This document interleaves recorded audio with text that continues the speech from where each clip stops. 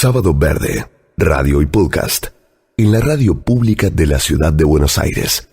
En el arranque hablábamos de la necesidad de que en las comunidades que integramos emerja el objeto preciado, y hablábamos de la lengua, por ejemplo, rescatar aquellas lenguas. Hablábamos del pueblo de Atamisqui en Santiago del Estero, que hablan quechua, y tantos otros saberes que tenemos nosotros. Ahora se ha producido un episodio que ha tenido gran repercusión en el mundo y que son las apariciones de los cuerpos de un periodista británico, Dom Phillips, y de un indigenista brasileño llamado Bruno Pereira. Habían recibido amenazas, esto es en el marco de lo que ocurre en la problemática de la Amazonía brasileña.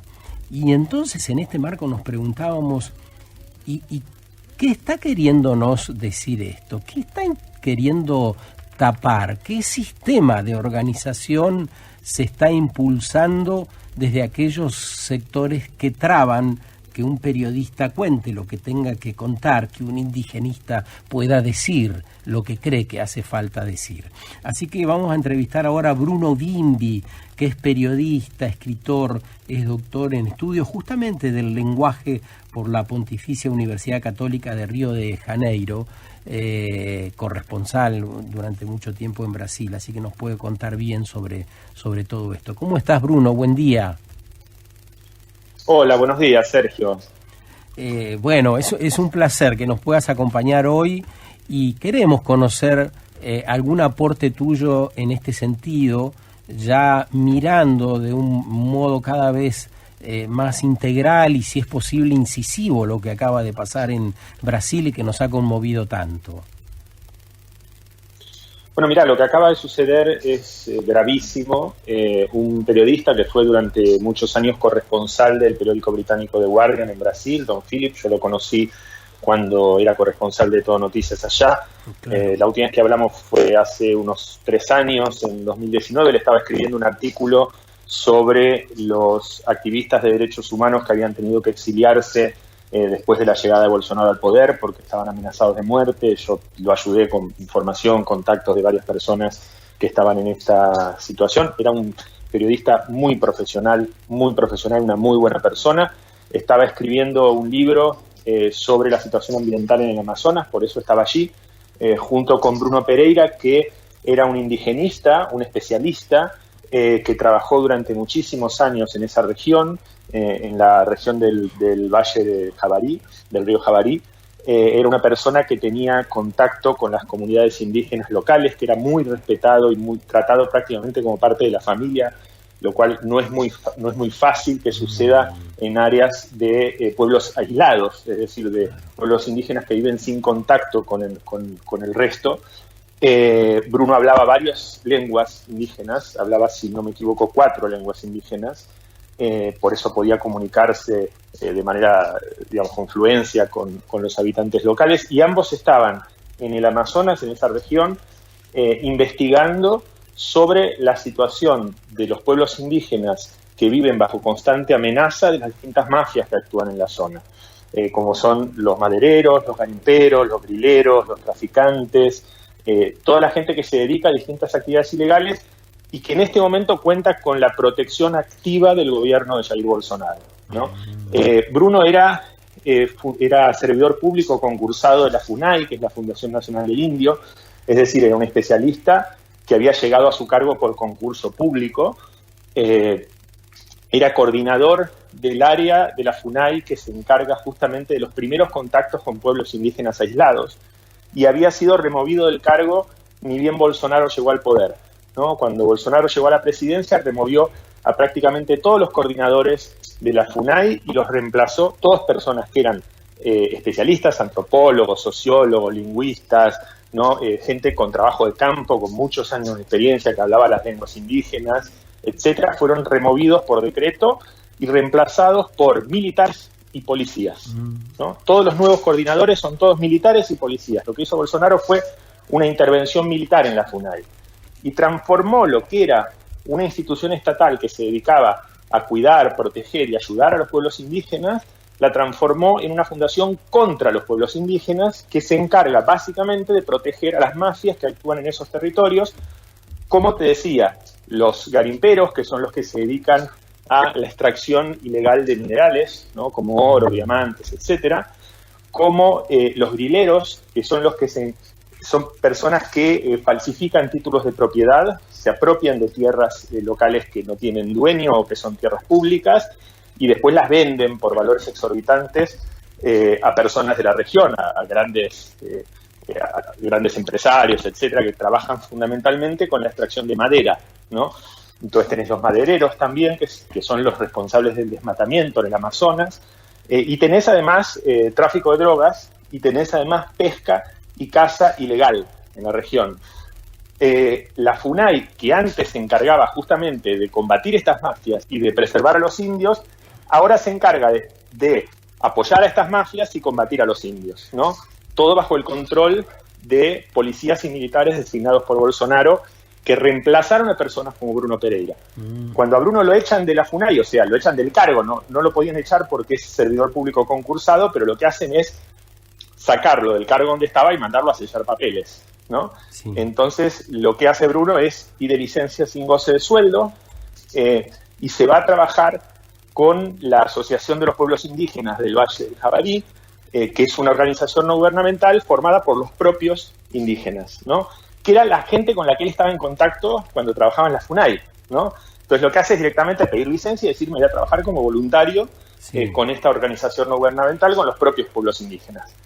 En ese momento, el gobierno lo empieza a amenazar a Bruno, ¿no? Porque lo que dicen es que él tenía un conflicto de intereses, que si él era servidor público en licencia sin goce de sueldo de la FUNAI, no podía trabajar con los pueblos indígenas, ¿no? Vos mirá la contradicción. Para el gobierno de Bolsonaro es un conflicto de intereses trabajar con los pueblos indígenas si sos servidor concursado de la Fundación Nacional del Indio, ¿no? Bueno, él empieza a recibir amenazas y igualmente va al lugar, ¿no? Durante mucho tiempo se queda ahí trabajando con los indígenas y comienza a recibir amenazas de muerte de estas mafias que actúan en la zona, ¿no?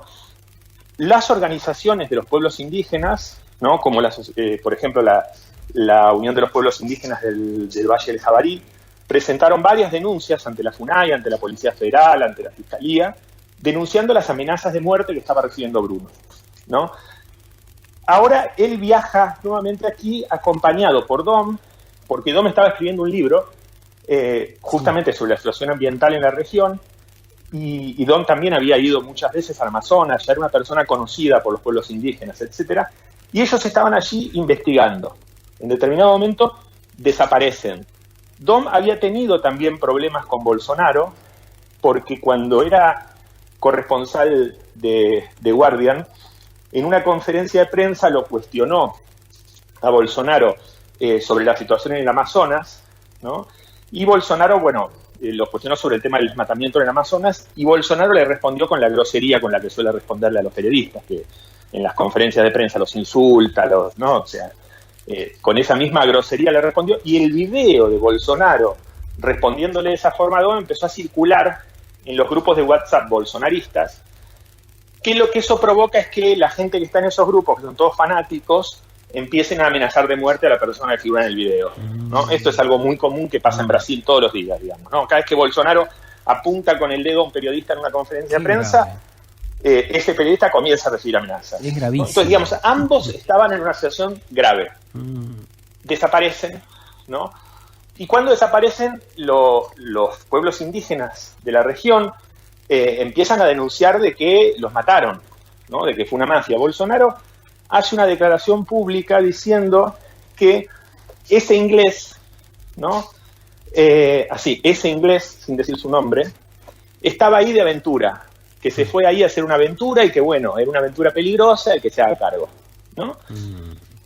O sea, vos fíjate, la reacción de un presidente de un país frente a la situación de un corresponsal extranjero, un periodista que está desaparecido, es decir, ese inglés se fue ahí de aventura, ya sabía que era peligroso, ¿no? Impresionante. Después, en otro momento, Bolsonaro hace una declaración antes de que encuentren los cuerpos, ¿no? Pero cuando ya había algunos rastros que habían aparecido, habían encontrado sus documentos, ¿no?